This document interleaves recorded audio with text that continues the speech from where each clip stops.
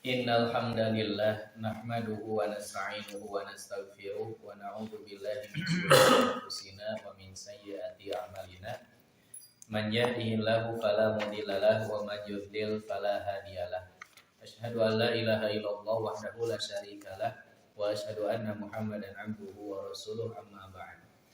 Ikhwati iman jamaah hadirin rahimakumullah. Alhamdulillah pada kesempatan malam ini di pertemuan kedua di bulan Ramadan, alhamdulillah kita bisa bertemu kembali, berjumpa kembali, bersua kembali dalam rangka memenuhi salah satu kewajiban yang Allah Subhanahu wa taala perintahkan kepada kita, yaitu thalabul ilmi. Mudah-mudahan niat kita juga langkah kita dicatat oleh Allah Subhanahu wa taala. Ini menjadi pelengkap ibadah kita di bulan Ramadan tahun ini, sehingga bulan Ramadan kita tidak hanya urusan dalam melaksanakan ibadah saum tarawih dan nanti Lailatul Qadar, tapi kita juga dengan memenuhi rangkaian-rangkaian ibadah yang lainnya yang dapat melengkapi kesempurnaan ibadah kita di bulan Ramadan tahun ini. Insya Allah kita akan coba membahas berkenaan dengan qada dan fidyah saum. Siapa yang wajib untuk mengqada dan siapa yang wajib untuk membayar fidyah. Nah, orang wajib yang mengqada saum adalah orang yang tidak saum pada bulan Ramadan dengan sebab-sebab tertentu. Satu, karena sakit. Sudah tentu itu. Karena sakit. Dalilnya surat Al-Baqarah ayat 184 ini sudah kita ketahui dan kita hafal. Semuanya juga sudah mengetahui berkenaan dengan rukhsah orang yang sakit itu boleh tidak saum. Jadi bukan tidak boleh saum. Bahasanya berbeda kan? Ada yang tidak boleh saum, ada yang boleh tidak saum. Nah, faman kana minkum maridun aw ala safarin fa iddatu min ayamin ukhra. Kata Allah, barang siapa di antara kamu sakit atau safar lalu ia berbuka, maka wajiblah ia berpuasa atau mengqada sebanyak hari yang ditinggalkan itu pada hari-hari yang lain. Min ayamin ukhra, di hari-hari yang lain. Kalau urusannya qada, maka para ulama sepakat bahwa qada itu dilaksanakan di luar Ramadan. Yang dimaksud dengan min ayamin ukhra itu yaitu di hari-hari yang lain, karena kita tidak mungkin melaksanakan qada di dalam Ramadan. Cuma nanti dalam urusan fidyah para ulama berbeda pendapat. Ada yang harus itu di luar Ramadan, ada juga yang selama Ramadan itu bisa mengeluarkan. Jadi makna min ayamin ukhra bagi fidyah itu yaitu ketika kita menginjak hari yang tidak kita saumi, kemudian kita menginjak kepada hari yang selanjutnya, maka itu yang disebut dengan hari-hari yang lain. Makanya ada yang menunaikan fidyah itu ketika di bulan Ramadan. Jadi setiap hari mengeluarkan fidyah, tapi bukan pada hari itu, yaitu setelah hari itu yang disebut dengan hari-hari yang lain. Nah, jadi dalam urusan fidyah mah para ulama ya berbeda pendapat. Ada yang memang tetap menjelaskan bahwa sama dengan qada min ayamin ukhra itu di luar Ramadan. Ada juga yang memang untuk fidyah itu boleh di sela-sela Ramadan itu. Nah, tapi untuk qada semuanya sepakat karena tidak mungkin kita bisa mengqada di bulan Ramadan, belah mana Ramadan gitu. Di bulan Ramadan hoyong ngodoan saumuran ya sulit, tidak bisa. Jadi min ayamin ukhra itu yaitu di luar Ramadan. Nah, kemudian juga kaitannya nanti ada beberapa pemahaman yang menjelaskan bahwa ketika setelah Ramadan itu ada saum Syawal. Nah, terkadang di sebagian umat muslim itu dibenturkan pemahaman anak. Qada heula atau Syawal heula kan gitu. Kan begitu. Qada heula atau Syawal heula ya gitu kan. Ada yang mengatakan kudu qada heula karena qada itu wajib. Kalau Syawal itu sunnah. Masa kita mau mendahulukan yang sunnah dibandingkan dengan yang wajib? Bukan seperti itu pemahamannya. Tidak boleh dibenturkan karena kedua-duanya memiliki waktu dan tempat masing-masing. Ketika kita melaksanakan Syawal dulu bukan berarti kita mendahulukan yang sunnah, tidak. Tapi kita itu melaksanakan sunnah Rasul di bulan Syawal. Itu mah silahkan kalau kita mau melaksanakannya kodok dulu mangga, eta mah Syawal dulu. Sebetulnya mangga silahkan saja. Karena kenapa kita alasannya Syawal dulu? Misal itu satu, karena memang ada sunnahnya dari Rasul bahwa pelaksanaan saum Syawal itu dilaksanakan di bulan Syawal, dan pelaksanaan saum Syawal itu terbatas waktunya, Pak. Cuman bulan Syawal saja. Tidak bisa kita melaksanakan di luar bulan Syawal. Namina oge saum Syawal gitu. Jadi sumat ba'ahu sita min Syawalin. Karena kasiyami dahri kan gitu kata Rasul. Barang siapa yang saum Ramadan, kemudian setelah bulan Ramadan melanjutkan saumnya dengan saum Syawal, yaitu 6 hari, maka saumnya seperti 1 tahun gitu. Genap hari teh seperti satu tahun. Nah ini tidak boleh kita bendurkan dengan kodo gitu.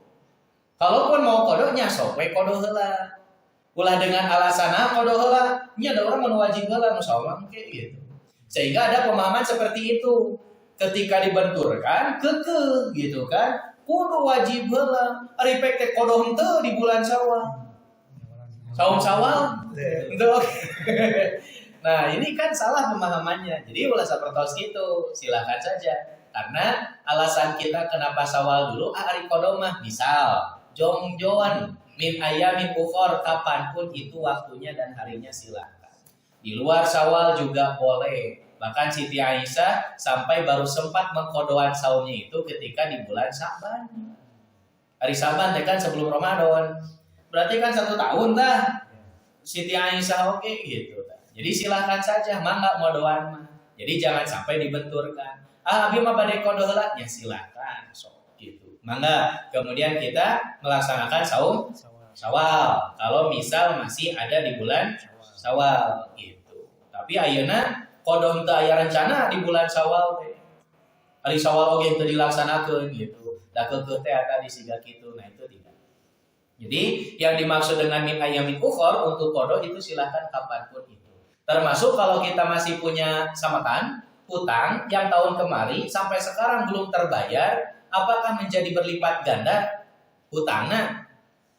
Kemarin kan 7 hari gitu, misal karena sakit atau apapun itu, kemudian kita sehat lagi dan kita melalaikan sahur kodoknya sampai bertemu dengan Ramadan ayeuna dan tersempat wae, padahal kira saminggu, setahun tah gitu, saminggu wae mending teu sanggup gitu. Apakah ketika kita bertemu dengan bulan Ramadan tahun ini kemudian berlipat ganda hutangna? Seharusnya kuduna mah kitu. Saur para ulama teh sebagai pembelajaran. Kuduna mah kudu berlipat ganda, tapi kan Allah mah bukan renten. Itu teu ngalipat gandakeun. Maka tetap meskipun bertemu lagi dengan bulan Ramadan tahun ini, hutang kita berjumlah sekian, tetap sakit itu. Cuman kita dikategorikan oleh Allah sebagai orang yang lalai ketika melaksanakan kewajiban kodo. Maka kodo itu harus kita laksanakan sebelum Ramadan datang gitu. Jadi harus sudah lunas. Begitupun khususnya untuk ibu-ibu yang haid kan. Yang haid itu ibu-ibu harus kita ingatkan. Jangan sampai melalaikan kodo. Nah, jadi wajib kodo itu karena sakit. Yang dimana sakitnya tidak terus-menerus. Yaitu hanya sakit biasa, kemudian setelah itu kita sehat kembali, maka itu dikategorikan sebagai wajib qada, tidak wajib fidyah. Di dalam hadis riwayat Ahmad nomor 21107 an Mu'adz bin Jabalin, dari Mu'adz bin Jabal, qala, ia berkata, summa anzalallahu faman syahida minkumus syahra falyasum. Kemudian Allah menurunkan ayat, barang siapa yang menyaksikan bulan Ramadan, maka wajib baginya untuk berpuasa pada bulan itu. Fa asbatallahu siyamahu, Allah mewajibkan puasa itu alal muqimis shahihi, bagi yang mukim, yang sehat. Mukim tenon Pak, yang ada di tempat. Nah, jadi yang ada di tempat itu mukim. Ayam musafir, ayam mukim, kan gitu.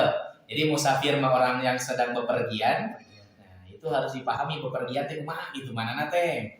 Jadi yang kita pahami musafir teh beperjalanan. Bahasa Sundana mah apa? Panyabaan. Nah, gitu. Upami bahasa panyabaan, bade nuju berjalan kene atau sudah sampai tujuan panyabaan kene sanes. Panyabaan. Nah, itu bahasa anu simpel mah bisa dipahami mah. Makanya bagi musafir itu bukan ketika di perjalanan kumpul gitu. Tapi ketika sudah sampai di tempat tujuan pun itu merupakan musafir kategorinya. Makanya nanti ada jamak qasar itu, apakah jamak qasar itu berlaku ketika di perjalanan ataukah sudah sampai juga kita bisa jamak qasar? Sudah sampai pun kita bisa jamak qasar, silakan. Karena yang dimaksud dengan musafir itu kita sedang berada di perjalanan, di panyabaan gitu, bukan di jalan gitu kan. Musafir bukan di jalan. Kalau di jalan bahasanya beda lagi nanti gitu kan. Bukan musafir. Jadi bahasa orang mah, bahasa Sunda mah panyabaan. Bade di jalan, bade atos dugi, nah, panyabaan itu mah bukan tempat kita. Nah, itu yang disebut dengan musafir. Nah, kemudian bagaimana dengan orang yang saum gitu? Pasti kan alasan kita buka itu karena capek. Da urang teh buka mah di jalan. Ari tos dugi mah nginep we saminggu, manya orang bade buka gitu kan itu kan. Jadi alasan kita buka itu karena kita capek. Nah maka di dalam hadis ini fa'asbatallahu siyamahu 'alal muqimi shahihi. Jadi Allah mewajibkan saum itu bagi orang yang mukim dan dia dalam keadaan sehat. Wa rakhasa fihil maridi wal musafiri, dan Allah memberikan rukhsah bagi orang yang sakit dan orang yang bepergian. Itulah yang Allah Subhanahu wa taala sampaikan kepada kita dalil berkenaan dengan rukhsah orang yang boleh tidak saum itu, yaitu orang yang sakit dan orang yang bepergian. Nah, inilah penjelasan ayat yang dimana Allah Subhanahu wa taala mewajibkan saum Ramadan. Makanya tidak ada rukhsah bagi orang yang diam di sini, kemudian dia sehat tapi buka henteu saum, maka baginya tidak ada rukhsah. Dosa jadinya. Bahkan orang yang sengaja buka itu tanpa ada alasan atau tanpa orang yang dikecualikan oleh Allah Subhanahu wa taala, maka saumnya itu tidak bisa diganti. Daya kodo. Daya kodo atuh. Da kodo makan anu lieu sareng anu musafir. Ayeuna anu sehat, calik we di bumina gitu. Tapi henteu puasa, aya kodo henteu.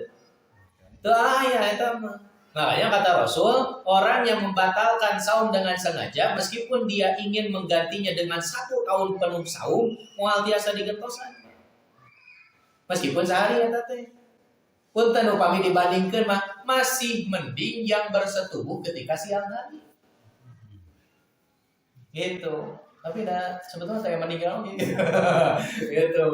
Tapi upami ditinggal, itu kan secara hukum. Kalau yang bersetubuh di siang hari mah Pak ya rukhsah, aya kafarotna. Biasa gitu kan di kafarotan. Apa? Saur Rasul kan hiji. Kan kejadiannya kan begitu. Ketika ada seorang sahabat yang datang kepada Rasul mengadukan bahwa dia bersetubuh dengan istrinya ketika siang hari. Ngadu ka Rasul. Sanggup henteu kamu ngamerdekakeun hamba sahaya? Ceuk eta sahabat teh. Teu sangem. Tegaduh, itu kan kamu nggak merdeka kenal oge. Oke. Anu kaduana sanggup henteu naon saum 2 bulan berturut-turut untuk mengkafaroti persetubuhan di siang hari ketika di bulan Ramadan jima. Saur sahabat eta teu sanggup. Boro-boro 2 bulan sabulan oge. Kan itu. Maka Rasul menawarkan lagi, sok atuh beri makan 60 orang miskin. Itu udah luar biasa nah eta sahabat. Apa? Dia beralasan aku tidak punya apa-apa. Tegaduhna naon, Pak? Tapi ngalakukeun dosa gitu.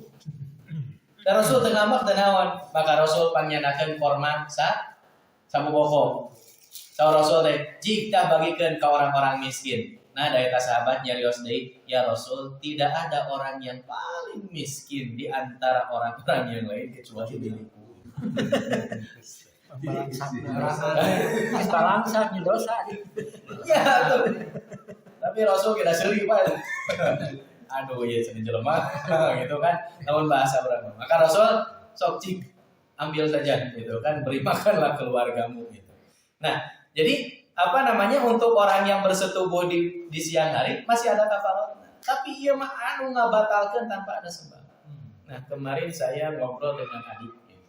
Karena kebetulan beliau pun adik teh ya namun Mas Antren. Itu Mas Antren di kampus kemudian membahas tentang bab Ramadan. Jadi duka kumaha eta teh. Naon ngambil pendapatna di itu logis pisan.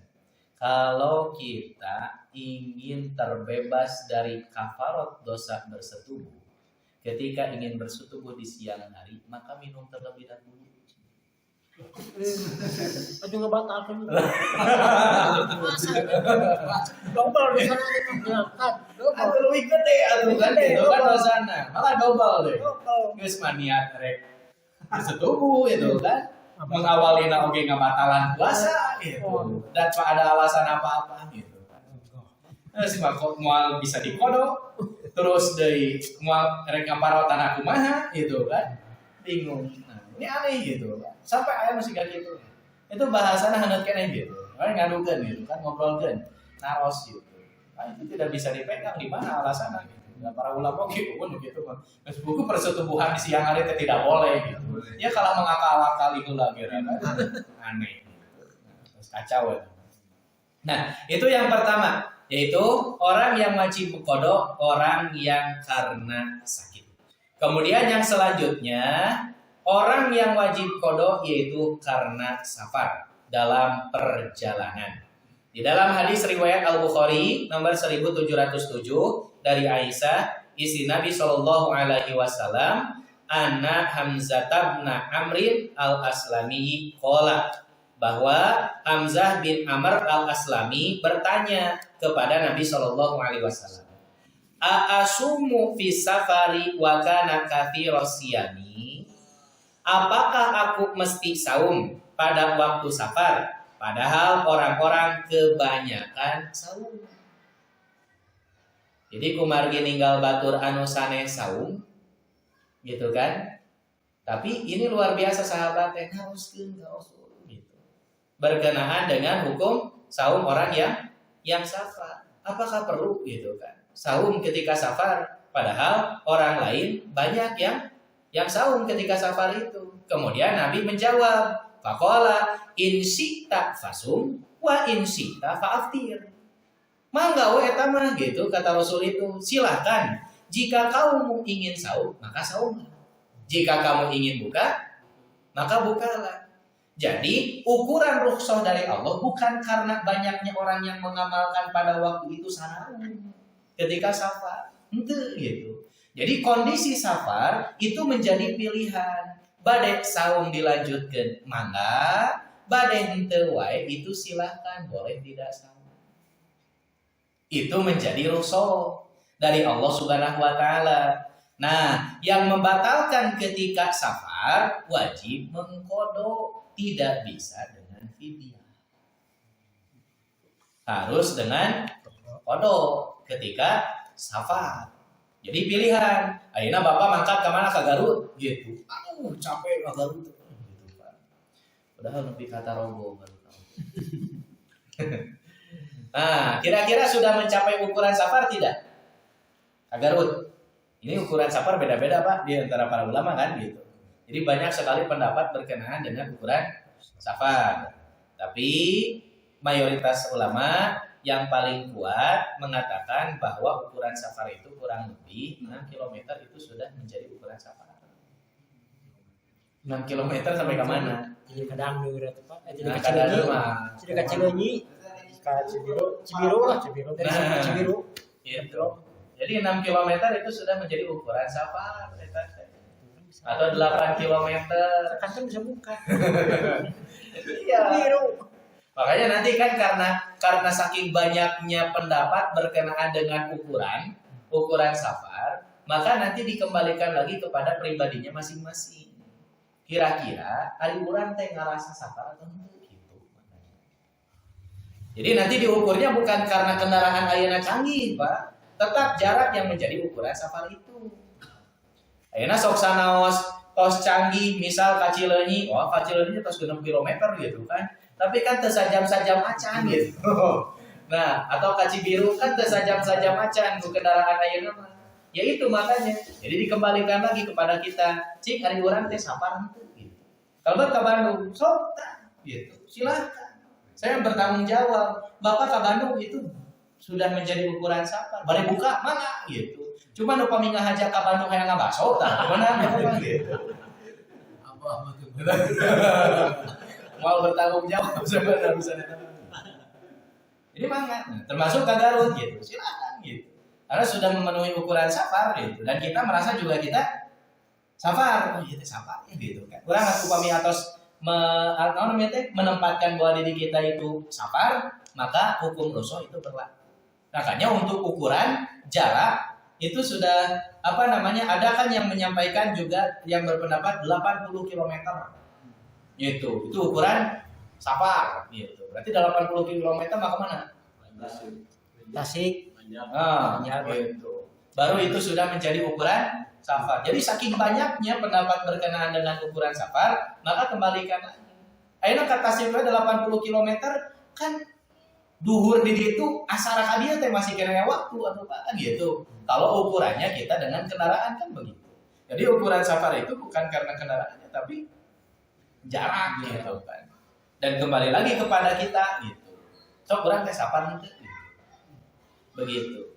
Nah, kemudian dalam hadis yang lain, hadis muttafaqun alaih, an Anasin dari Anas qala ia berkata, kunna nusafiru ma'a Rasulillah sallallahu alaihi wasallam.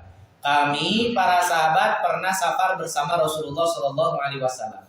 Faminna man shoma minna man aftara falam ya'ibi shaimu 'alal muftiri walal muftiru 'ala shaimi. Di antara kami ada yang berpuasa dan juga yang tidak berpuasa. Tetapi yang berpuasa tidak menganggap aib yang berbuka, dan yang berbuka pun tidak menganggap aib yang berpuasa. Gitu. Jadi apa maksudnya ketika ada di kelompok kita sedang musafir, jaraknya jauh, aya anu berpuasa kuat, ternyata aya oge anu teu puasa. Tong ngajejeleh kanu teu puasa. Allah pirage jaraknya sakitu gitu kan. Mau dibuka. Nah, ente gitu. Karena itu bukan aib gitu. Karena memang urusan dari Allah Subhanahu wa taala. Silakan saja gitu. Begitupun anu buka, entong ngajadikan aib kanu puasa ngagoda gitu. Nah, gitu kan. Capek nu setelah buka-buka gitu kan. Ente. Jadi jangan gitu. Terus masing-masing kan begitu. Ketika ada yang saum ya saum, silakan buat. Kalau tidak kuat, ya mantap. Dulu saya pernah sekali Pak safar, namanya teh Kabanjar. Kita mau buka gitu kan asli. Nah ada utah teh ada Pak gitu. Mabok gitu. Indah prima jasa, kuat gas. Si kuring laras tekiat kan mobil. Gitu. Jadi yang prima jasa utah. Sebetulnya kan tidak apa-apa kan. Pada dilanjutkan juga tidak mengapa kan. Muntah itu gitu. Kalau tidak disengaja, maka dilanjutkan. Lulus atuh. Sahuran sakitu-kitu. Nah di keluar kalah beki repot kan.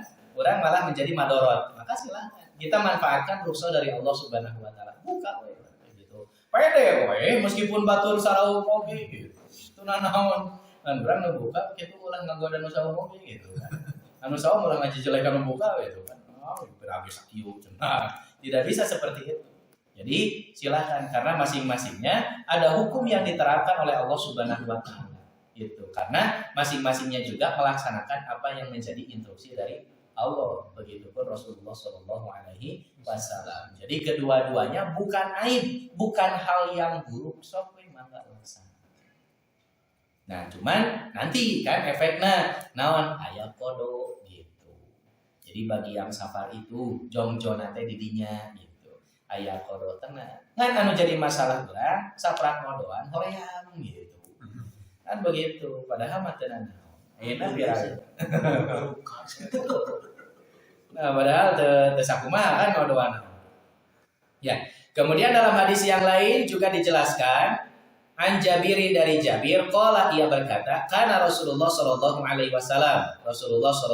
wasallam fi safarin fara'a zuhaman wa rajulan pada suatu perjalanan melihat orang-orang berkerumun berdesak-desakan dan seorang laki-laki qad dzulila alaih yang lemas kepayahan gitu. Leles faqala mahada kata Rasul kenapa orang ini kunaon gitu. Jadi ketika Rasul melihat orang yang sedang safar gitu kan di dalam safar Rasulullah SAW melihat orang yang kepayahan lulus gitu kan ketinggalan ripuh gitu. Kemudian Rasul menanyakan mahada kunaon ieu jelema.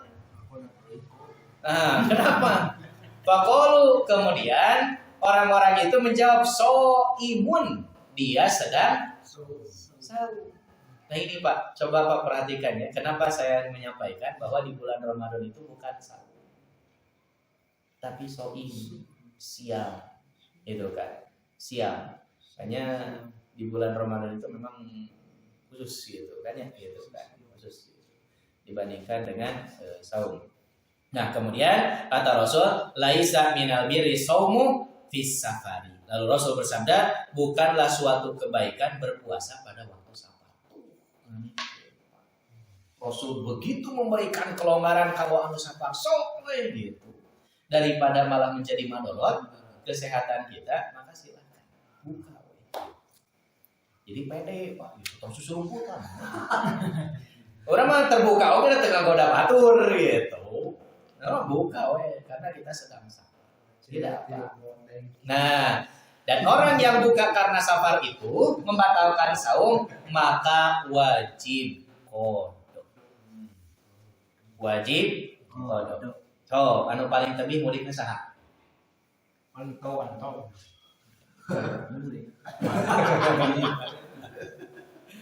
Jawa. Gitu. So, usah cenah teu karaos safarnya. Bebas itu masih silakan gitu. Mun karaos safar lieur gitu.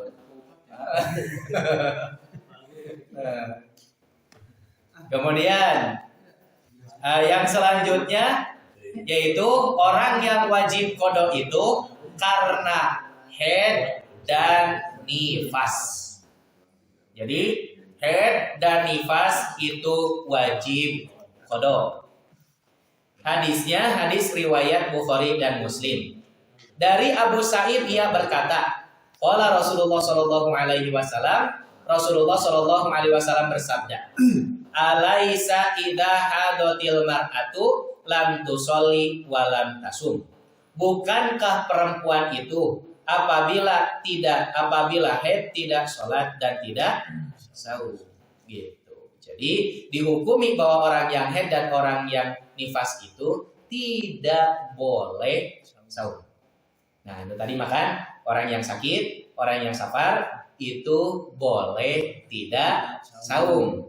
Tapi yang haid dan nifas mah tidak boleh saum. Anu asalna wajib itu saum, tapi nuju haid mah jadi haram. Ketika dia melaksanakan saum malah jadi dosa. Tapi saprak teu ngalaksanakeun saum ketika haid karena taat kepada Allah itu jadi pahala begitu. Jadi akan haid mah tidak boleh saum, tidak boleh melaksanakan kewajiban-kewajiban seperti sholat itu menjadi tidak boleh. Yang asalnya wajib menjadi haram. Nah ini juga pelajaran untuk kita bila kita punya anak perempuan yang baru haid, kemudian malu-malu gitu, tiba-tiba melaksanakan sholat karena malu sama teman-teman. Tidak boleh. Kita sampaikan saja keilmuannya. Apalagi ketika anak kita sekolahnya di sekolah umum, maka kita yang harus memberikan pembekalannya sehingga pengetahuan berkenaan dengan hukumnya itu bisa diketahui meskipun sekolahnya di umum. Kalau sekolahnya sekolah minimal MTS gitu kan, atau madrasah gitu kan, atau SMP IT gitu, itu biasanya ada pembekalan sedikitnya berkenaan dengan hal ini. Jadi kita tidak terlalu khawatir gitu Pak. Jadi anak-anak sudah mengenal gitu. Dina bab ieu mah teu khawatir deui. Kecuali kalau di umum, maka kita yang harus memberikan pembekalan kepada anak kita. Jadi tidak perlu malu karena memang itu adalah fitrah dari Allah Subhanahu wa taala yang diberikan kepada seorang perempuan. Kemudian dalam hadis yang lain, hadis riwayat Al-Khamsah kecuali An-Nasa'i, dari Ummu Salamah ia berkata, kanatin nufasa'u taqudu ala ahdi Nabi sallallahu alaihi wasallam arba'ina yauman. Berkenaan nifas seseorang itu, seorang perempuan, Nabi sallallahu alaihi wasallam itu menetapkan perempuan-perempuan yang nifas pada Nabi sallallahu alaihi wasallam itu mereka duduk tidak sholat dan tidak saum selama 40 hari. Jadi nifas itu, nah ini Pak, apakah nifas itu selalu 40 hari? Tidak. Nifas itu tidak selalu 40 hari gitu. Ada yang kurang dari 40 hari, tapi biasanya 40 hari. Makanya kalau misalkan sudah berhenti tapi kurang dari 40 hari, kade. Itu teh sudah mulai wajib untuk melaksanakan ibadah. Da beda kudu 40 hari padahal tos eureun. 30 hari oke gitu kan. 10 hari teh jongjon we terus salat teu naon gitu nah. Harusnya sudah mulai untuk membersihkan diri, bersuci kemudian sudah wajib melaksanakan ibadah. Begitupun haid. Nanti kan haid itu ada istihadoh, Pak, istilah darah darah penyakit. Nah, ukuran istihadoh itu mana?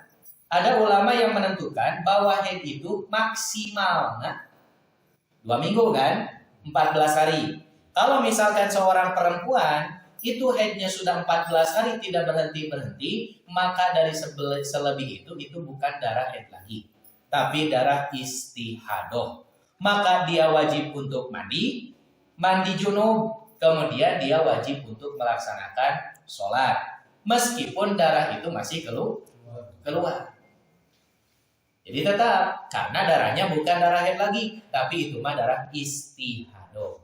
Tapi untuk perempuan yang keluar darah istihadoh, itu ternyata tidak bisa pakai wudhunya dalam 2 waktu 1 wudhu.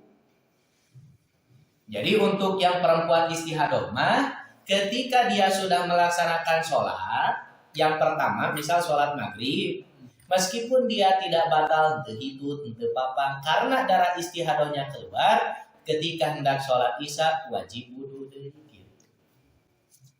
Anu istihadoh mah. Jadi harus wudhu lagi. Jadi henteu naon namina teh wudu nate menjadi tiasa sapaket kan gitu. Seperti biasanya henteu gitu. Jadi ketika dia sudah sholat waktu yang pertama, kemudian ketika waktu yang selanjutnya, meskipun dirasa belum membatalkan, itu apa? Tidak mengeluarkan hadas, tapi tetap dikategorikan wajib untuk wudu. Nah, kemudian ada juga yang mengatakan bahwa maksimal haid perempuan itu tergantung kebiasaannya untuk menentukan itu darah istihadoh atau bukan. Jadi kebiasaannya siga kumaha, gambarannya kebiasaannya perempuan itu ibu-ibu tidak pernah lewat dari 1 minggu. Tuh acan kantos haidna teh lebih dari 1 minggu, Pak. Belum. Tiba-tiba 1 hari dia lebih dari 1 minggu. Maka yang lebihnya itu bukan haid, tapi istihadoh. Jadi begini, ada ulama yang membatasi maksimalnya itu 2 minggu. Ada yang membatasi ulama itu sesuai dengan kebiasaan haid untuk menentukan darah istihadoh teh gitu. Nah, jadi ada yang 2 minggu, upami tos 2 minggu, anggar keneh bae keluar, tak berarti darah istihadoh. Ada juga yang menyebutkan bahwa kalau kebiasaannya haidna 1 minggu, tak akan pernah lebih dari 1 minggu. Bahkan biasa nongeng kurang dari 1 minggu gitu. Kemudian terus keluar darah nate. Nah, maka darah yang lebih dari kebiasaan itu adalah darah istihadoh. Dan ibu itu atau perempuan itu sudah wajib mandi. Begitu. Nah, nu mana nu kurang dipegang gitu. Keumuman atau kemasyhuran di antara para ulama, kemasyhurannya nyata membatasina maksimal 14 14 maksimal. Itu mah ibu-ibu kan beda urang mah karena kemot. Nah, cuman kan kita juga perlu menyampaikan kepada istri gitu kan kalau misalkan memang belum mengetahui tentang ilmu. Nah, kemudian yang selanjutnya dalam hadis riwayat Al-Bukhari an Aisyah dari Aisyah qalat ia berkata, "Kunna nuhidu, aku kedatangan haid atau kami kedatangan haid. Wa nu'maru bi qada'i shaum, dan kami diperintah untuk mengqada saum. Wala nu'maru walam nu'maru bi qada'i shalah, dan kami tidak pernah diperintah untuk mengqada salat." Coba kata yang dipakai oleh Siti Aisyah itu walam. Bukan la, tapi lam. Lam itu berarti teu pernah Rasul marentahkeun sakali oge kanggo ngodoan sholat. Jadi yang haid itu tidak ada kewajiban untuk mengqada sholat. Tapi masih aya di antara umat muslim yang meyakini untuk perempuan itu kudu ngodoan sholat. Ayeuna kabayang mohedan tuh untuk seminggu kan sok leuwih seminggu gitu. Ngodoana kumaha, Pak? Saminggu wae oge upami dikodoan kan lieur gitu. 5 kali 7 5. Oh, kumaha cara ngodoanana? Gitu, dalam satu waktu kan bingung gitu. Makanya Rasulullah SAW hari saum mah wajib qada, tapi untuk sholat mah tidak wajib gitu kan, gitu kan, malah tidak gitu kan, tidak ada qada sholat gitu. Silakan untuk perempuan. Nah, itu. Maka inilah yang menjadi catatan untuk kita, orang-orang yang wajib qada itu yaitu orang yang sakit, orang yang musafir, dan orang yang haid dan nifas. Itu wajib qada. Nah, nanti ada kaitannya dengan orang yang menyusui perempuan. Hari menyusui fidyah, hari nifas qada.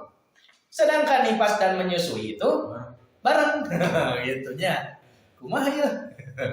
Nah, nanti kita lanjutkan dulu. Nah, kemudian yang selanjutnya, orang yang wajib fidyah adalah orang yang tidak saum pada bulan Ramadan dengan sebab sudah tidak mampu lagi saum. Ya, catatannya. Sudah tidak mampu lagi saum atau dengan susah payah bila saum. Apa nama? Biasanya susah payah itu bagi orang yang sudah tua. Tuana benar-benar tua gitu kan. Geus kolot gitu. Jadi aki-aki geus kolot gitu. Dari aki-aki ngora keneh mah. Emang aki-aki geus kolot. Dari aki-aki geus kolot gitu. Dari aki-aki ngora keneh mah nyakuan keneh. Ya, nah di dalam surat Al-Baqarah ayat 184. Wa 'alal ladzina yutiqunahu fidyatun ta'amu miskin faman tatawwa'a khairan fahuwa khairul lah wa antasumu khairul lakum in kuntum ta'lamun. Dan wajib bagi orang yang berat menjalankan puasa. Orang yang berat menjalankan puasa banyak. Orang yang sudah tua, renta dan tidak mampu lagi untuk berpuasa. Kemudian orang yang bekerja berat tidak bisa meninggalkan pekerjaannya. Itu orang yang berat untuk menjalankan puasa. Itu upami nu ngari, Pak. Tengah poe. Nah, terbasuk yutikunahu tuh, Pak. Nu ngari. Itu mah aja di ngari tadi pas bulan puasa. Atau memang kebetulan pas bulan puasa panen lah gitu kan. Gitu. Jadi yutikunahu. Tapi ada juga yang anu ngarit itu karena kondisi tempatnya sangat jauh, Pak. Jadi namanya teh sawahna saking legana itu jauh kali itu kali. Itu aya jam nyuhan aja. Ada salah satu jamaah di Ciherang itu. Jadi namanya teh anjeunna curhat atau punya sawah garapan. Di sawah teh bukan daerah mana di mana teh gitu kan jauh-jauh teh di mana pun gitu. Di tengah-tengah. Nah, kalau memang betul-betul memberatkan gitu kan, tidak bisa kita sampai untuk saum, maka bisa termasuk yutikun. Maka silakan. Begitu. Kalau hari ngabuberat mana gitu. Tapi tidak mungkin kita bekerja untuk memberat-berat kita gitu. Tapi pekerjaan itu tergantung kan gitu kondisinya. Nah, maka jika mereka tidak berpuasa, fafidyatun, bayarlah fidyah. To'amu miskin, yaitu memberi makan orang miskin. Nah ini catatannya. Jadi fidyah teh kajami anu miskin. Sanes ka ustad. Ya na fidyah ka ustad. Ari ustadna miskin mah teu naon gitu. Yang fidyah ka ustad beunghar gitu kan. Sendi. Sing atulah gitu kan. Banyak ka ustad itu kan. Ari ustadna miskin mah teu naon gitu. Kalau ustadnya beunghar mah atuh kegelaanan gitu kan. Dape-dape ka ustad kudu we ka ustad. Jeung nu aneh teh ditarima deui videona teh gitu. Enggak ustad. Itu ada Pak gitu kan. Biasanya di kampung segitu teh. Atau di kota juga ada gitu. Dan aneh nanti ustad oge ditarima oge gitu. Harusnya ustadnya mengarahkan gitu. Terkadang ke abi bu itu insyaallah abi mah nyakapan gitu kan. Tuh kan sanes. Anu betul-betul membutuhkan. Kan begitu kudu nama gitu. Ya bakalan diterima gitu kan. Nah, saya kalau ada orang yang datang untuk fidyah, tong ka abi heula lah gitu kan. Emang abi teh kamiskinan gitu. Bukan merasa dihinakan tidak gitu. Nah, kurang sadar diri gitu kan. Ketika melihat kondisi apalagi di tetangga-tetangga, itu ada yang lebih membutuhkan itu. Banyak orang pantas gitu narima gitu kan fidyah eta. Anta pantas oke gitu kan. So, gitu. Apalagi di keluarga si orang itu yang membutuhkan, kudu ka batur udah mereka keluarga heula. Yang harus diperhatikan itu. Wa tidal qurba kan begitu. Jadi berikanlah kepada kerabat dekat dulu. So perhatikan kerabat dekat. Kalau kerabat dekat memang ada yang betul-betul membutuhkan, maka gitu. Nah, usah dalam urusan fidyah kudu dititipkan antara pintu siga zakat. Afdol nama memang harus dititipkan. Ketika memang ada bidang zakat, ambil yang betul-betul amanah atau tahu situasi kondisi orang-orang yang betul membutuhkan begitu. Sehingga penyalurannya itu benar. Tapi kalau misalkan ternyata tidak ada yang cocok atau yang kita khawatirkan, bahkan termasuk ada keluarga kita sendiri yang lebih membutuhkan, karena yang lebih tepat itu yang harus kita perhatikan itu anu miskin ka jami anu miskin. Itu yang menjadi catatan. Fidyah mah gitu kan, sok we gitu. Urang upaya misalkan tos aya wargi anu betul-betul membutuhkan atau tetangga dekat membutuhkan, tos urang langsung gitu kan secara pribadi. Maka. Tapi upami urang bingung, da tetangga baru lingkungan nu pantas gitu tah narima gitu. Bingung ke mana gitu kan. Silakan titipkan saja gitu. Keluarga oke, aduh keluarga komodo gitu kan. Baleunghar sareana gitu. Imahna 2, mobil 3 ewang gitu kan. Nah, maka sok we titipkan. Tapi kalau sudah ada keluarga yang dekat memang butuhkan. Nah, maka kata Rasul, kata Allah, faman tatawwa khairan fahuwa khairul lah.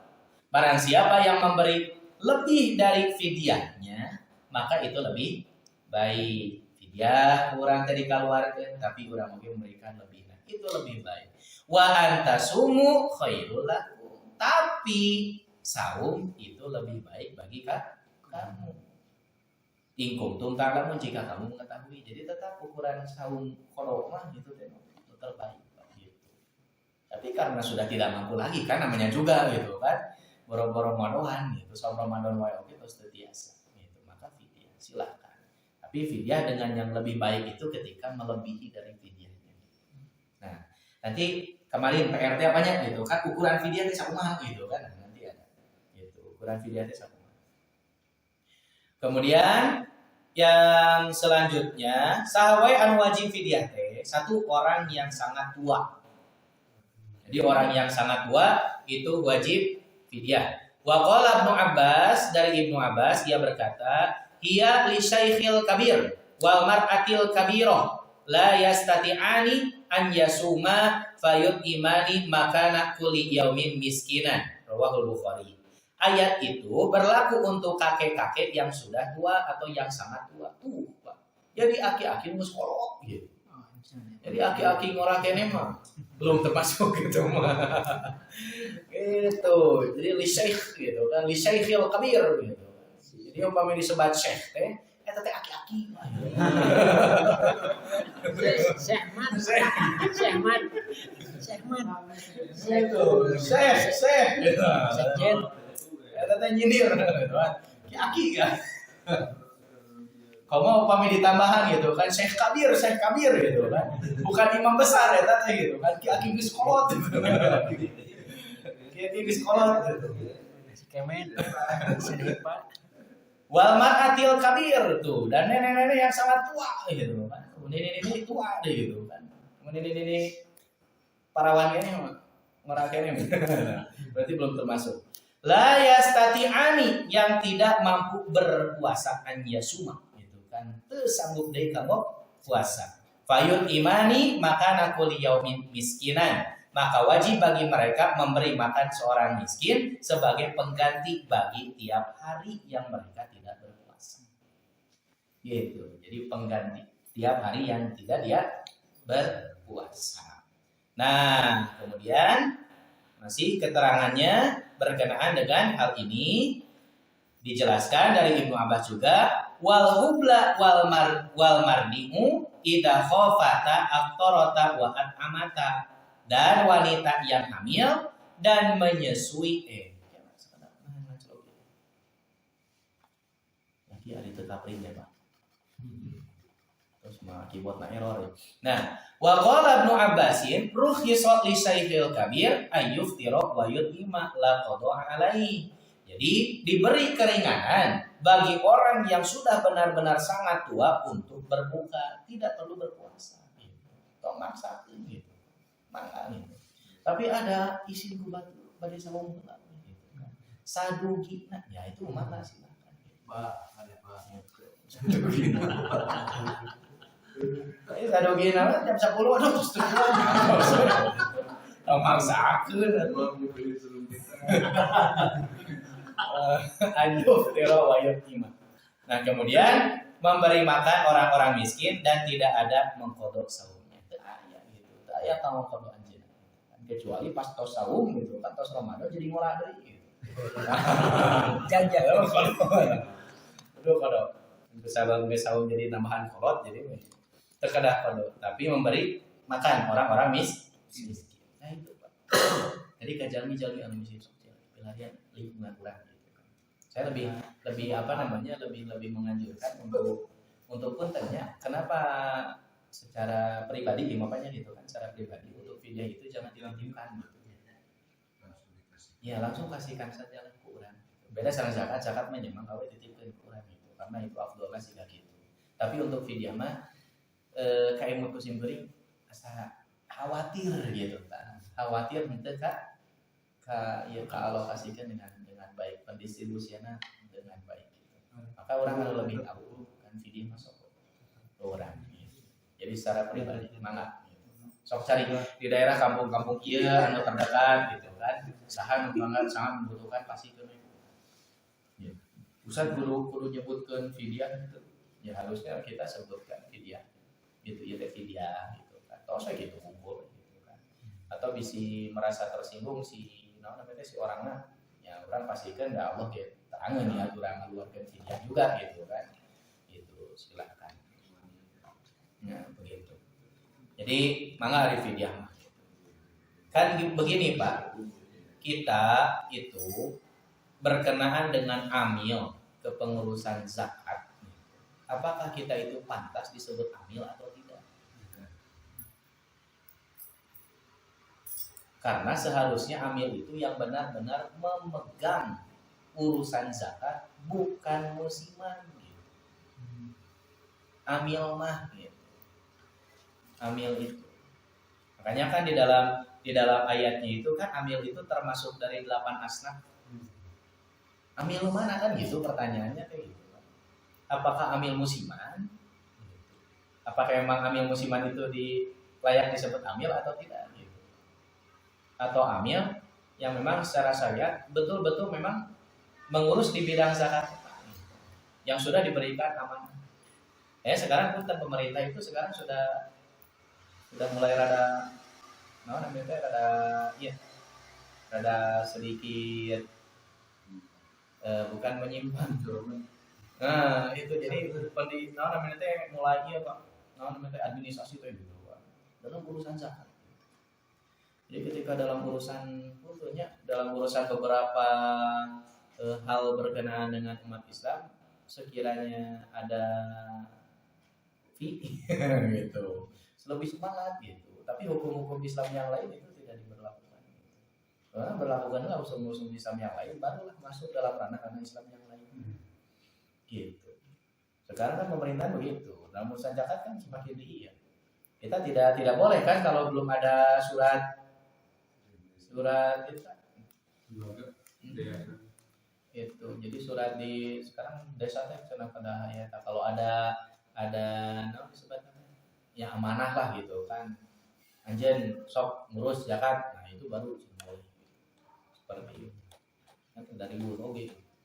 Kalau kaitannya dengan urusan atau sistem kalau memang di bidang namanya teu naon gitu kan, seperti itu. Dia memang bukan bidangnya gitu kan. Walau alam dalam urusan naon.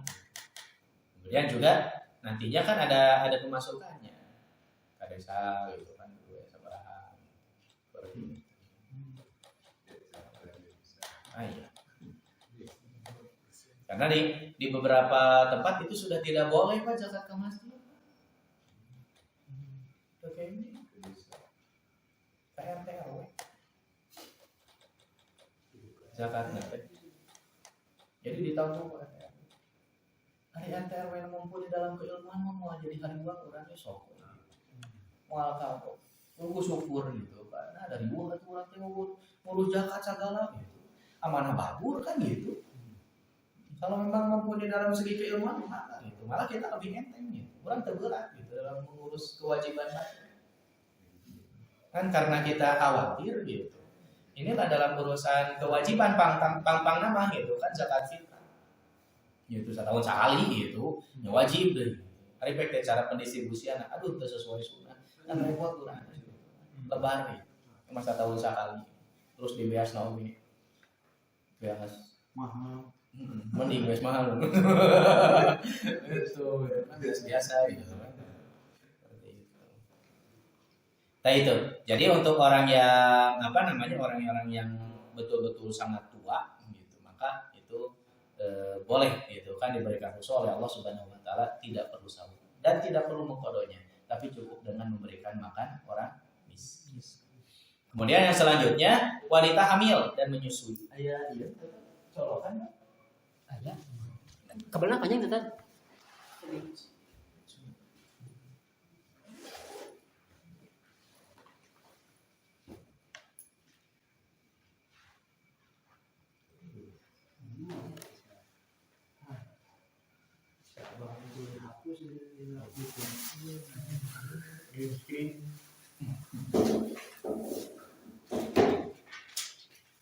Oh, ininya. Ya, mundur. Ya, kamera. Ini kamu jangan kaprin. Tadi terus taraweh kalau jomblo ngomong ya. Diskusi sampun guru. Ya. Nah, kita lanjutkan. Yang wajib memfidyah itu yaitu wanita hamil dan menyusui yang sangat khawatir terjadi mafsadat bagi diri dan anaknya. Nah, ini syaratnya. Gitu. Jadi, fidyah bagi ibu yang hamil dan menyusui karena khawatir terjadi mafsadat bagi diri dan anaknya. Hadis riwayat Tirmidzi, "Innallaha ta'ala wada'a 'anil musafiri shauma wa syatra sholati wa 'anil hamili awil murdi'i shauma." Sesungguhnya Allah telah menggugurkan kewajiban puasa bagi orang yang dalam perjalanan dan menggugurkan setengah sholatnya, artinya menjadi qashar, diringkas. Dan ia juga telah menggugurkan puasa bagi perempuan hamil dan menyusui. Kalau hamil itu sudah pasti. Biasanya anu hamil mah taralah gitunya. Wah mungkin gitu kan untuk saum gitu. Karena ya mungkin kuat dirina ibuna gitu. Tapi anak yang ada di dalam kandungannya itu sangat mengkhawatirkan. Dan sehingga para ahli kesehatan pun ya tidak perlu lah untuk ibu hamil itu, alangkah lebih baiknya kita kada saum karena itu sudah menjadi rukhsah. Kemudian wal hablu wal mardi'u idza khafata aftarata wa amata, dan wanita yang hamil dan menyusui itu apabila khawatir terjadi mafsadat, mereka boleh tidak berpuasa tapi wajib memberi makan orang miskin. Ayeuna dikaitkan dengan tadi nipas yang menyusui.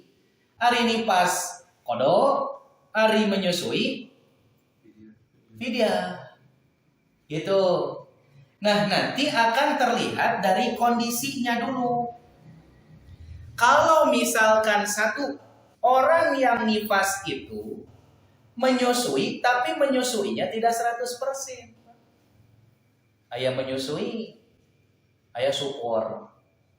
Ayah menyusui, ayah supor. Susu formula.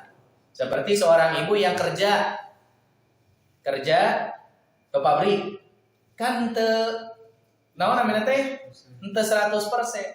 Nah, maka kondisi itu wajib untuk mengkodok. Karena nifasna.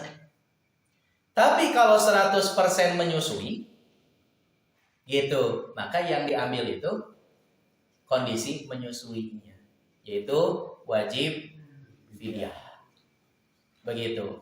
Kemudian juga ayeuna aya ibu apakah selama menyusui itu wajib fidyah ataukah tidak? Nanti juga dilihat kondisi anak. Ketika anaknya tidak sama sekali belum makan apa-apa, hanya dengan susu ASI saja, maka kondisi itu si ibu wajib fidyah.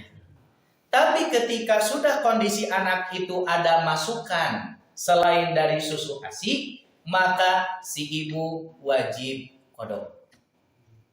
Contoh, usia 1 tahun, si anak tos marakanawan, bubur, nasi. Nah, maka kondisi itu sudah tidak lagi mengkhawatirkan, gitu, Pak. Tidak mengkhawatirkan lagi dan tidak akan terjadi mafsadah. Maka si ibu meskipun dalam kondisi masih menyusui, kan menyusui itu 2 tahun. Kemudian setelah 2 tahun baru disapi. Tapi ketika tahun pertama itu memang kondisi anak sangat mengkhawatirkan. Tahun kedua ketika anak sudah ada masukan-masukan selain dari ASI, energina, maka ibu itu wajib kodok. Gitu. Itu Pak, untuk ibu yang menyusui. Kemudian yang selanjutnya yaitu orang yang selamanya sakit dan tidak bisa berpuasa. Orang yang selamanya bekerja berat, orang yang memiliki tabiat bila berpuasa ia jatuh sakit. Itu. Jadi can oge Ramadan geus geuring gitu kan. Ini jangan naon geus geuring. Dan saum geus geuring. Jadi orang yang selamanya sakit dan tidak berpuasa. Ya itu mah tos banyak gitu kan, orang yang benar-benar sakit itu kan tos mah geus kolot gitu kan, yang sakit deh gitu kan, sudah tidak akan terlihat lagi pisehateun deui, itu mah sudah jelas fidyah. Seperti orang tua gitu. Dulu saya sampaikan urusan orang tua mah tong patuduh. Tong patuduh aya ngurus jadwal gitu. Nyari jadwalna perebut mah teu naon gitu kan, ieu jadwalna teh maneh heula. Hari gitu mah. Itu mah kan bukan semangat bakti kepada orang tua gitu. Makanya kalau kondisi seorang anak seperti itu atau anak-anak siga gitu tak urang mah kudu pangheulana gitu kan. Geus kurang gitu. Nah, kesempatan gitu ya ada gitu. Ya, waktu-waktu terakhir gitu. Respect waktu-waktu terakhir kalau budak heula geus maut gitu. Nah, itu mah takdir Allah gitu kan. Urang mah tidak bisa membayangkan seperti itu. Jadi intinya ketika masa-masa itu, itulah akan terlihat bagaimana tabiat seorang anak itu kepada orang tuanya. Cing bakti henteu gitu kan dina kondisi siga kitu. gitu. Aya aturan rek mayar fidyah kolot atau kudu rapat heula. Teu kudu rapat itu, sok we paheula-heula itu. Apa saya ku abdi gitu. Itu daringan, teu abot Pak gitu. Keluarkan. Itu kesempatan untuk kita, orang tua. Nah, kemudian orang yang selamanya bekerja berat. Contoh naon Pak orang yang selamanya bekerja berat? Tukang bangunan, supir. Wah, supir bekerja berat. Wah, alhamdulillah. Itu kan aya supir teh siang malam atuh. Kabayang kan menuju saung tulu supir. Itu nyelakakeun penumpang kan gitu. Kan apalagi perjalanan jauh gitu. Itu kan supir tidak bisa disebut ringan kan gitu. Oh, ada pira-ulin boro-boro pira-ulin. Urang wae anu di supiranana teh capek gitu. Komo supirna kan begitu. Nah, apalagi yang memang supirnya itu perjalanan jauh gitu, kabayang gitu. Yang memaksakan saung gitu, keur di jalan gitu, penumpang pinu, bahaya Pak. Itu madorot itu, supir yang memang tidak bisa meninggalkan pekerjaannya gitu kan. Kemudian itu banyak itu kan memang kategorinya pekerjaan yang selamanya pekerjaannya itu berat dan tidak bisa ditinggalkan. Gini Pak, dalam urusan tukang bangunan di bulan Ramadan, ada orang yang berpikiran, nah tukang bangun teh di luar Ramadan. Itu salah. Nah, ada orang yang berpikiran seperti itu, tapi sebenarnya berpikirnya sia-sia. Aina perjalanan pembangunan itu misal di luar bulan Ramadan orang terus berjalan. Ternyata perjalanan pembangunan itu sampai Ramadan. Apakah kita harus mangkat ke kendala? Urang teh kudu ieu naon saum heula we gitu kan. Tong wae gawe gitu. Malah itu yang menjadi memutuskan rezeki dirinya gitu. Mata gawe oke, ya itu kan dirinya gitu kan. Ya kita juga harus paham ya. Ya terkadang kurang diikat itu lanjutkan saja. Dan karena kategori memang berat. Tapi ada juga kan tukang bangunan yang mau saum oke itu silakan gitu. Mangga saum. Ente kuat ya tidak apa-apa. Kan memang teu sadayana tukang bangunan teh soleh tapi mudah-mudahan soleh gitu. Keur mah gawe teu saru ngodoan oge. Itu gitu nah. Ya itu kita tidak tahu. Mudah-mudahan semuanya soleh gitu dan bertanggung jawab ketika dia tidak saum dalam pekerjaannya nanti bisa mengkodok. Kemudian orang yang memiliki tabiat bila berpuasa ia jatuh sakit gitu. Jatuh bangun gitu kan, jatuh sakit. Ayam juga gitu, Pak. Biasanya mau alasan lambung gitu. Aduh ya lambungnya gitu. Ya gitu Pak Guru gitu.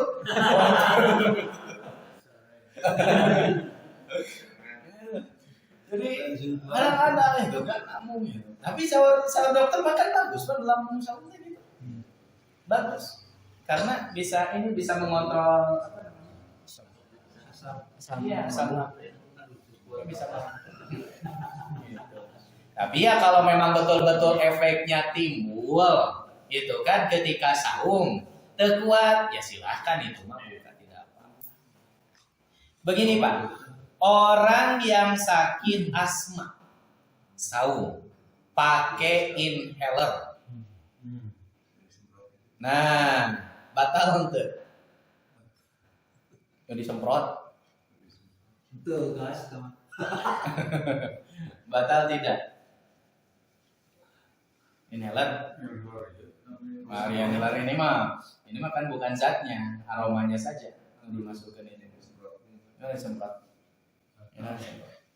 atau jangan isi Asma gitu. Aduh gitu, asma daripada meninggal. Ya, nah, batal tidak. Oh, cenah usah gitu kan eta mah kondisinya darurat gitu kan. Kondisi darurat kuku kan gering, gering mah tuh maksakan, itu kan ayo buka gitu, kan begitu. Nah kalau saya mengatakan atau saya bisa menyebutkan orang yang asma kemudian pakai inhaler semprot itu apa kategorinya? Karena yang dihirup itu adalah butiran itu.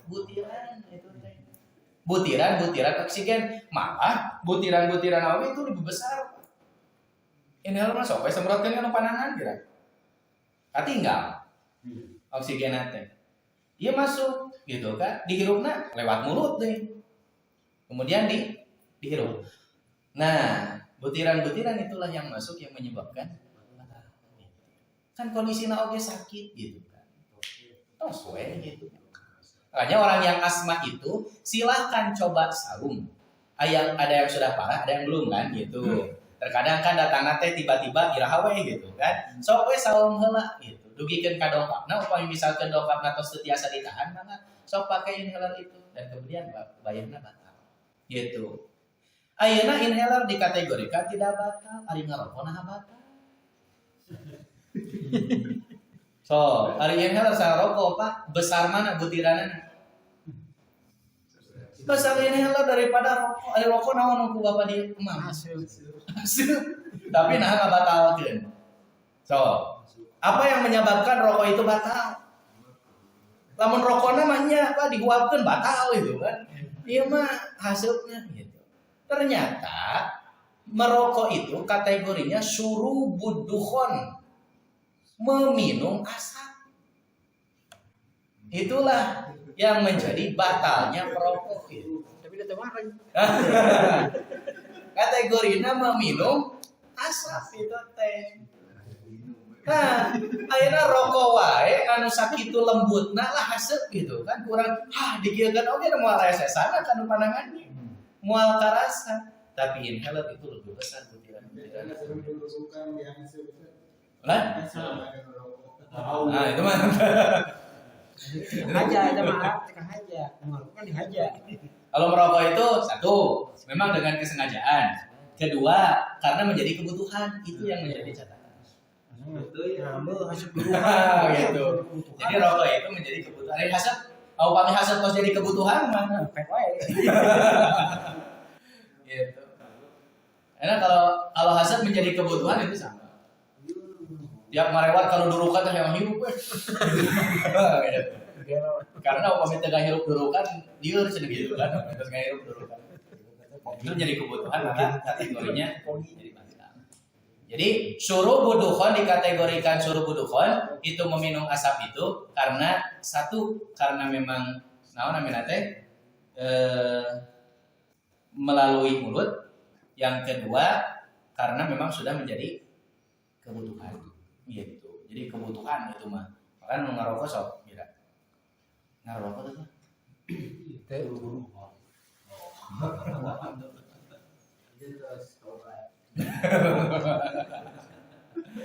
Karena alhamdulillah saya tidak merokok. Nah, jadi ketiga macam orang yang terakhir ini tadi Pak, orang yang selamanya sakit, kemudian orang yang selamanya bekerja berat, dan orang yang memiliki tabiat bila saum itu sakit. Nah, ketiga macam orang terakhir ini walaupun tidak ada dalil yang menerangkan mereka termasuk kepada kategori alladzina yutiquna, yaitu orang yang tidak mampu atau berat berpuasa. Tapi kebanyakan ahli fikih mereka sepakat bahwa ketiga macam orang ini tidak wajib puasa dan wajib bayar fidyah. Begitu. Kemudian selanjutnya terakhir, ukuran fidyah dan yang sengaja tidak saum. Ini ukuran fidyah Pak. Ukuran fidyah hadis Ad-Daruqutni. Dina kitabna jilid kedua halaman 208. Qala Abu Hurairah berkata, "Man adrakahul kibaru falam yastati an yasuma ramadana fa alaihi kullu yaumin muddun min qamhin." Jadi kata Abu Hurairah, barang siapa yang sudah berusia lanjut kemudian tidak mampu untuk berpuasa pada bulan Ramadan, maka ia wajib mengeluarkan 1 mud gandum. 1 mud teh 1/4 sok sama dengan 6,25 ons. 6,25 ons setengah kilo lakunya. Nah, itu untuk 1 hari.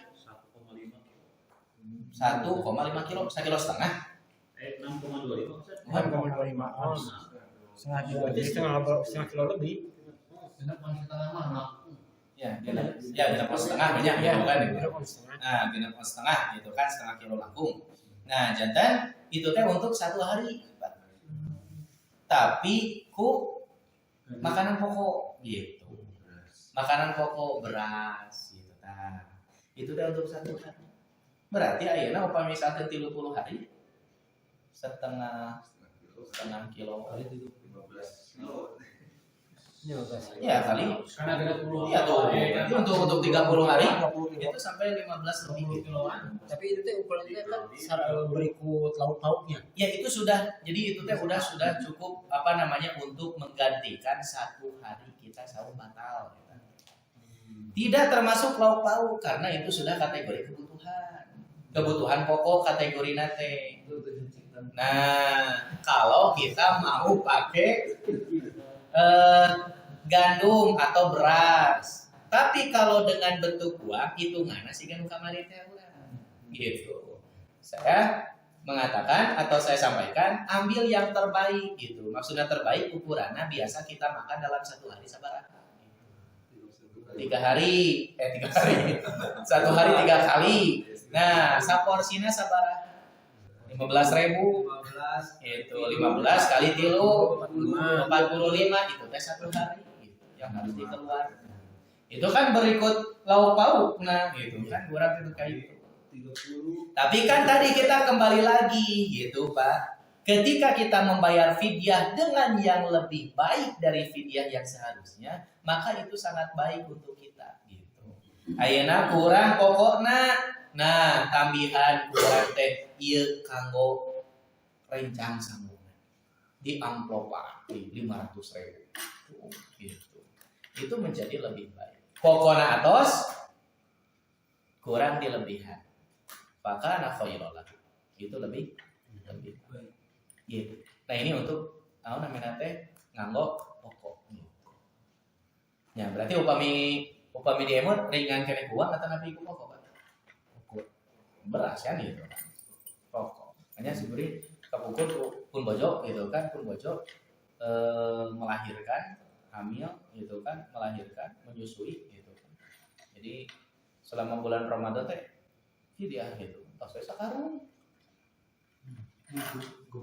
ya tos saya sakarung kan nu intina atos itu kan yang lebihna sabaranya tos gitu sakarung masih kurang diempet gitu kan. Ada lebih. Nah itu. Nah ini kan faman tatawwa khairan fahuwa khairul. Barang siapa yang memberi lebih dari fidyahnya maka itu lebih baik. Gitu. Sampai kurang langkungan itu lebih baik. Tapi orang mampuna sakitnya dan naon itu pun baik. Tapi lebih baik kita lebihkan. Nah kemudian orang yang sengaja tidak saum. Di dalam hadis riwayat Ahmad, Abu Dawud dan At-Tirmidzi dari Abu Hurairah dari Nabi Shallallahu Alaihi Wasallam, ia bersabda, "Man aftara yauman min Ramadana min ghairi rukhsatin, rakhasahallahu azza wa jalla lam yaqdi anhu siyamud dahri wa in somahu."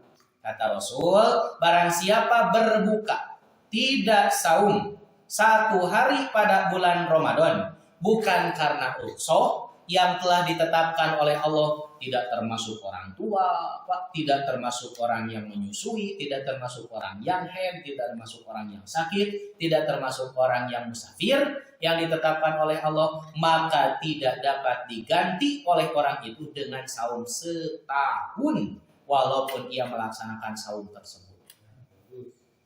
Maka ulah ngagodin, Pak. Orang buka di dia apa ya?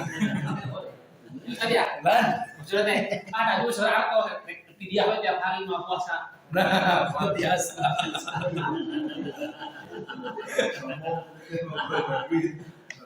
Jangan lupa begitu. Ya gitu. Ayah aki-aki mah baik. Aki-aki tos kolot. Dia si Godang semuanya yang gede-gede. Saiful Kabir. Nah itu Pak, jadi berkenaan dengan fidyah. Jadi yang wajib fidyah dan yang wajib qadha. Mudah-mudahan apa yang disampaikan untuk pertemuan saat ini bisa menjadi bekal untuk kita semua sedikitnya untuk mengulang kembali dan mengingat kembali dalam berkenaan dengan fidyah. Begitupun pengeluarannya kemarin sudah dibahas bagaimana cara pengeluarannya, itu silakan teknis saja. Baik untuk 1 orang langsung atau 2 orang langsung atau 30 orang setiap hari masing-masing, itu silakan untuk mengeluarkan fidyahnya. Silakan saja. Itu saja yang bisa disampaikan. Mudah-mudahan ada guna dan manfaatnya. Mohon maaf apabila ada kekurangan. Pertemuan terakhir Pak ya Pak? Di bulan Ramadan? Masih gede, Oh ya ini? masih gede. Masa kali Payun. Ini kan minggu haji. Mohon. Oh itu siap. Insyaallah. Tapi ini Ustaz, kan kita tuh suka ada 10 hari terakhir ini pada itikaf.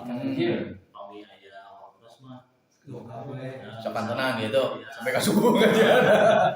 Salah satu hari lah Ustaz. Ya, insyaallah. Mangga diagendakan weh gitu kan. Diskusi silakan. Nanti kita kalau bisa naon namina teh buku naon gitu kan. Jadi buku apa nanti kita bahas dan pembahasannya bukan saya yang membahas gitu. Tapi sarjana gedung PR baca kemudian nanti presentasikan. Begitu. Atau Mas Antren kilat Skripsi skripsi. Jadi supaya hidup Pak gitu. Jadi bahas gitu kan. Itu pun untuk latihan kita lah gitu kan. Tiga kelompok, kedua kelompok. Masak.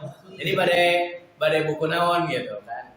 Bab naon atau bab apa gitu kan ke dibahan gitu. Bab naon. Supaya naon namanya teh programnya jelasnya gitu kan, programnya jelas. Program. Malam selanjutnya 27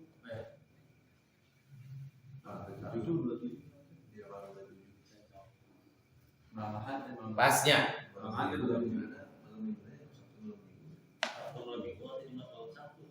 Jumat malam Sabtu. kan mulai malam ini kan hari malam Senin ya. Ya besok. Satu lama. Satu lama hari itu. Ada 27. Oh iya. Ada yang kan ada salah. Boleh udah sarapan orangnya. Iya. Berapa di luar lebaran? Kalau macam di luar lebaran apa? Jumat. Itu sama ya ada sama ya mau dola. Aku rumah setiap hari jadi. Alhamdulillah. Ya, itu Pak. Insyaallah mangga urang di we naon tadi diagenakeun programna supados naon namina teh persiapan ge urang ya baca-baca lah ringan gitu, tidak perlu berat-berat. Ngobrol gitu kan, diskusi berkenaan dengan bahasan apa yang kita mau kita bahas. Gitu. Mau kita bahas. Bilarian atau temana gitu kan, temana. Kayak Pak Guru tema atau tim Ustaz. Atau tim Ustaz tuh Pak Ustaz lah yang mana mah. Tapi ringan-ringan. Iya.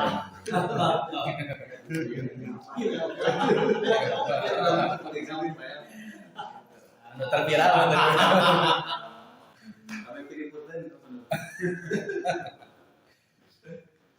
Iya ya tuturan kontemporer. Boleh. Kontemporer. Ya, boleh tafsir, fikihna gitu kan begitu kontemporer. Iya. Nah, aku bisa kontemporer sih. Insyaallah yang diagendakan. Aya di Nusanes? Ustaz satu boleh itu terus Boleh. Tapi paling udah direkam kali. Biasa. Ngobrol. Ya, ditutup lah. Jadi itu saja yang bisa disampaikan. Mudah-mudahan ada guna dan manfaatnya. Qul qouli hadza wa astaghfirullah li wa lakum. Assalamualaikum warahmatullahi wabarakatuh. Waalaikumsalam warahmatullahi wabarakatuh. Berkenaan dengan